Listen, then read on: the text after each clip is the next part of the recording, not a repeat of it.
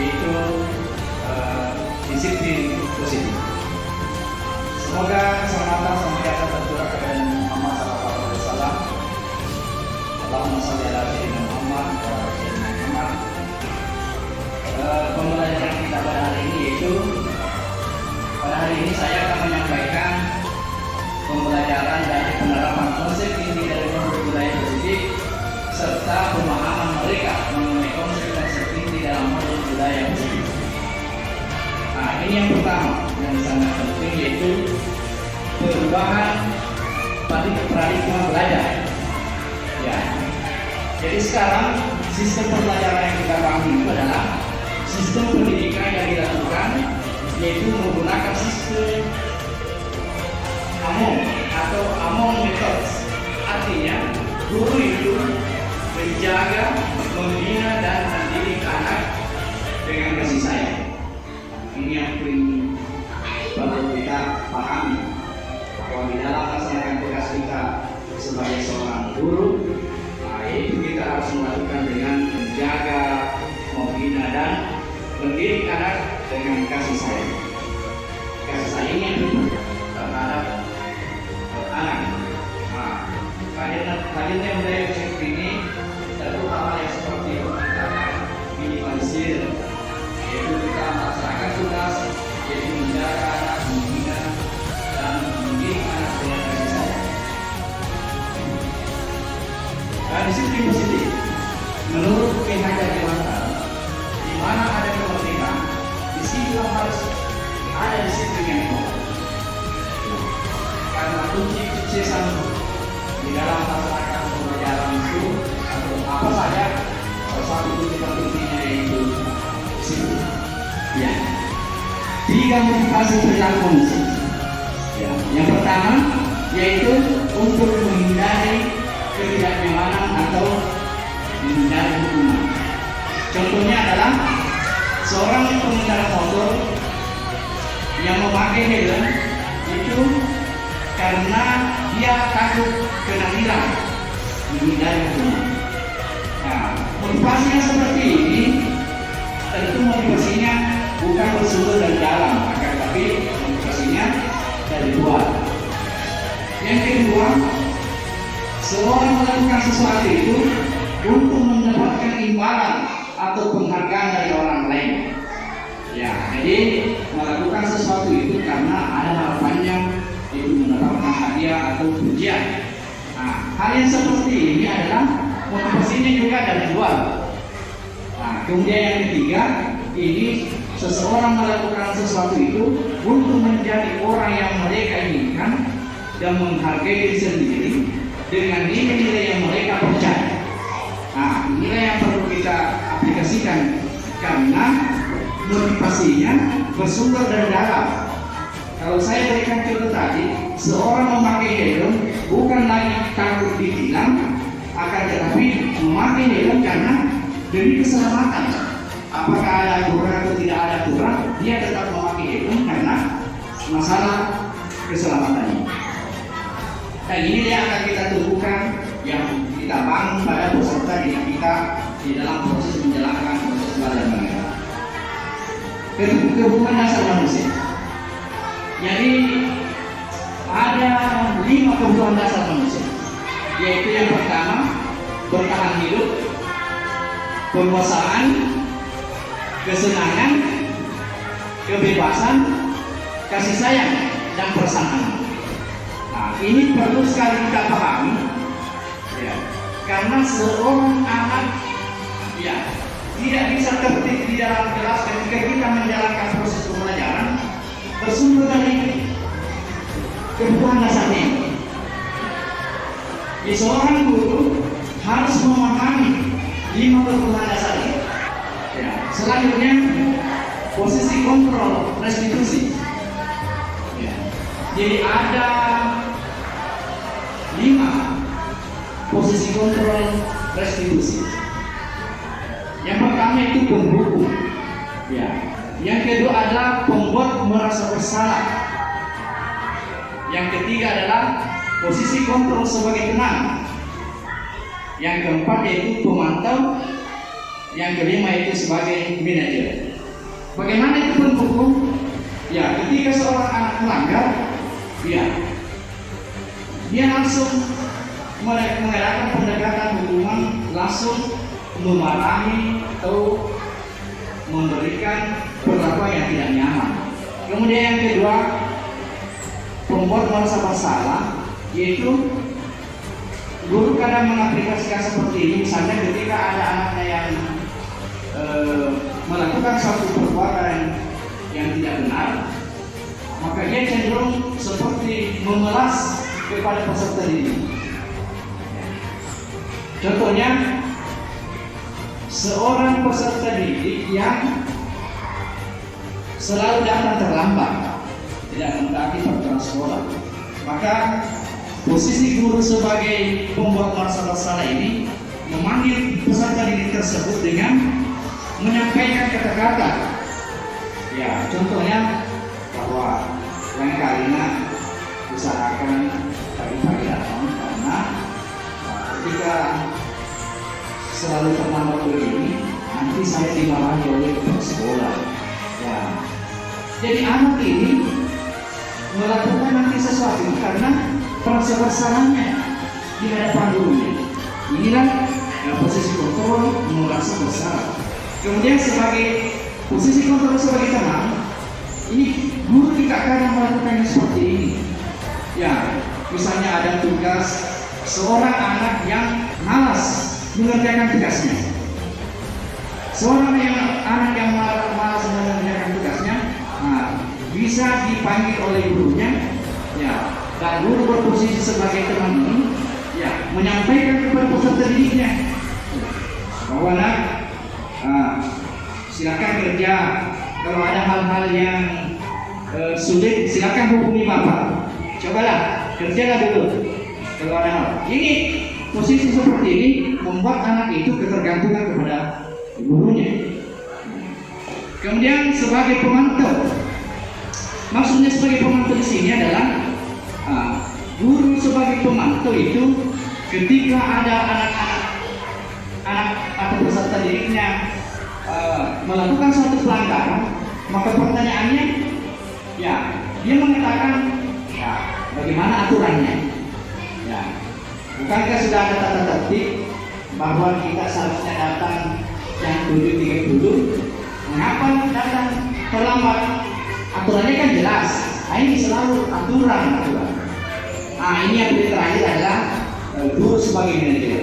Inilah yang perlu kita terapkan, bahwa guru sebagai manajer itu adalah pendekatannya adalah membangun motivasi dari dalam peserta didik, sehingga kedisiplinannya itu terbangun bukan karena merasa bersalah atau bukan karena takut hukuman, akan tetapi dia dengan penuh keikhlasan, ya, bisa menjalankan kegiatan-kegiatan sesuai dengan kehendak hatinya. Materi selanjutnya itu tentang keyakinan kelas. Ada hal-hal penting yang perlu diperhatikan masalah keyakinan kelas. Ketentuan yang pertama, apa itu keyakinan kelas? Ini sebetulnya keyakinan kelas adalah pergeseran dari tata tertib. Sekarang bukan lagi tata tertib, akan tetapi perlu menjadi keyakinan kelas. Nah, di dalam keyakinan kelas ini ada hal yang perlu diperhatikan, yaitu kita tidak diperkenankan menggunakan kalimat-kalimat negatif, seperti, ya, ini kata jangan berlari di kelas atau, ya, koridor. Ya,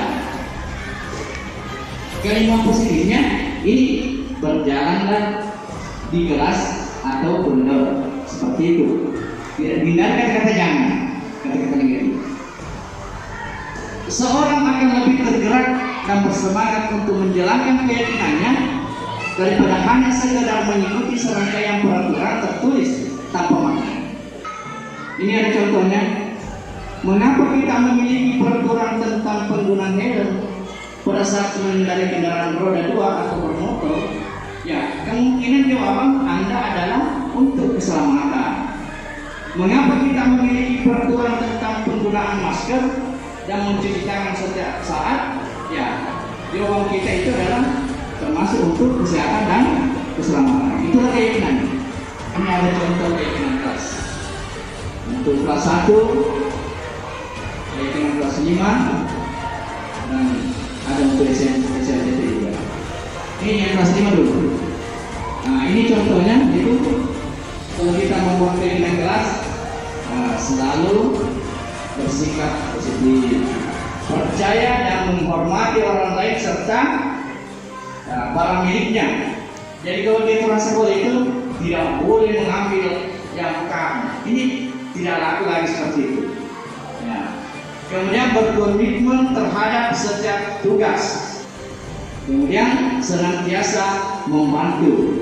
Nah, itulah contoh-contoh keyakinan kelas di kelas 5. Ini materi terakhir yang ingin saya sampaikan dari budaya Muslim ini tentang segitiga restitusi. Jadi bagaimana segitiga restitusi itu adalah, ini ada langkah-langkahnya. Ya. Langkah pertama dari segitiga restitusi itu adalah menstabilkan identitas. Bagaimana contoh menstabilkan identitas? Contoh seorang anak yang malas mengerjakan tugas, ada sampai 3 tugasnya tidak dikerjakan. Nah, makanya anak tersebut bisa kita bimbing dengan segitiga restitusi itu dengan langkah pertama adalah menstabilkan identitas, yaitu dengan menanyakan apakah betul tidak mengerjakan tugasnya. Lalu kita tanya lagi ketika dia sudah menjawab ya betul Pak, berapa tugas yang tidak dikerjakan? Dia itu ada 3 Pak, atau ada 4. Kemudian kita lanjut ke langkah selanjutnya, yaitu validasi tindakan yang salah. Kita tanya anak yang bersangkutan bahwa apakah tidak mengerjakan tugas itu adalah tindakan yang baik. Itu dia menjawab bahwa bukan Pak. Lalu kita menjawab bahwa Pak, bukan kamu saja yang sering melakukan itu, banyak juga teman-teman yang sering tidak mengerjakan tugas. Akan beda sekali misalnya ketika kita jawab seperti itu, anak itu merasa muncul motivasinya. Inilah langkah-langkah 3 restitusi yang insya Allah kita terapkan untuk memberikan bimbingan kepada peserta didik kita. Demikianlah penjelasan saya tentang budaya positif ini. Ya, kalau ada hal-hal yang kurang jelas, silakan bisa kita tanyakan atau perlu bertanya semua. Ya, karena ini adalah materi yang sangat penting bagi kita dalam menjalankan tugas keseharian kita. Ya, silakan Pak. Ya, oke. Waalaikumsalam warahmatullahi wabarakatuh. Yang saya ingin tanyakan sini Pak tentang tujuan dasar. Ya. Kalau ini kan ada tujuan dasar ini ada beberapa poin. Ya. Contohnya bertahan hidup. Ya. Ya, di sini pertanyaan saya, apa contoh dari tujuan itu bertahan hidup? Ya, betul Pak. Terima kasih. Nah, menarik sekali pertanyaan dari Pak Ali. Jadi kebutuhan dasar ini mutlak bagi semua orang. Semua orang, bukan hanya bagi semua orang. 5 kebutuhan dasar ini bertahan hidup. Ya, artinya bertahan hidup di sini adalah contohnya ketika kita melaksanakan proses belajar mengajar dan ternyata ada peserta didik kita yang tidak fokus dalam mengikuti pelajaran disebabkan karena dia lapar, maka kebutuhan dasar inilah yang tidak terpenuhi sehingga dia tidak bisa mengikuti pelajaran dengan baik. Maka untuk mengatasinya bahwa peserta didik kita itu harus diberi makanan karena kebutuhan dasarnya tidak terpenuhi. Demikian Pak. Ya, kalau ada yang lain silakan. Ini memang penting karena di dalam melaksanakan proses pembelajaran itu, ketika misalnya ada anak tidak fokus pada pelajaran, berarti pasti kita harus mengidentifikasi 5 kebutuhan ini. Pasti ada kebutuhan dasarnya yang tidak terpenuhi sehingga dia tidak bisa fokus. Karena seseorang bisa melakukan apa saja ya demi memperjuangkan 5 kebutuhan dasar. Ya, bertahan hidup, ya, bermasan, menjadi penguasa. Semua orang punya keinginan untuk menjadi penguasa. Ya, penguasa. Merdeka ya, semua ingin merdeka untuk berkuasa. Kemudian kesenangan. Ya, ketika misalnya ada anak yang selalu hidup di dalam kelas itu, berarti kebutuhan dasar kesenangan itu tidak terpenuhi. Ya. Dia butuh kesenangan. Kemudian kebebasan. Ada anak yang sangat tersiksa di dalam kelas. Kenapa? Kebebasannya yang kurang. Ya. Kemudian ada anak yang kasih sayangnya dan perasaan amannya yang kurang, menyebabkan juga tidak fokus dalam pembelajaran. Insya Allah apabila 5 kebutuhan dasar ini terpenuhi, peserta didik kita itu akan mengikuti pembelajaran dengan aktif, ya, fokus pada pelajaran. Ya. Ada yang lain lagi saya dari kawan-kawan? Boleh? Ada yang ditanyakan? Oke, silakan.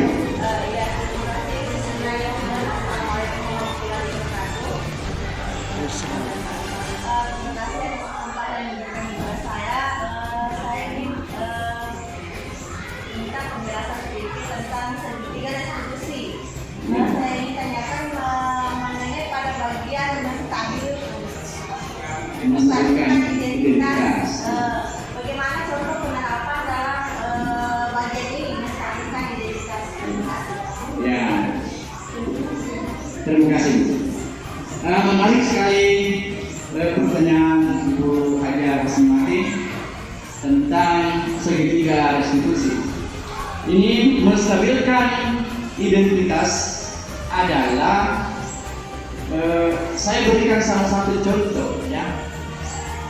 Misalnya ada seorang peserta didik kita yang selalu datang terlambat. Kita bisa membimbing dengan menggunakan segitiga restitusi itu. Yang pertama, memanggil peserta didik yang bersangkutan. Nah, jadi yang pertama, karena 3 rangkaian ini sistem tidak bisa tertukar. Ya, jadi yang pertama itu adalah menstabilkan identitas. Ya, menstabilkan identitas di sini adalah kita bisa mengaplikasikannya dengan pertama menanyakan, ya, menanyakan perilaku peserta didik yang bersangkutan, misalnya yang sering terlambat. Kita tanya, apakah betul Ananda sering terlambat?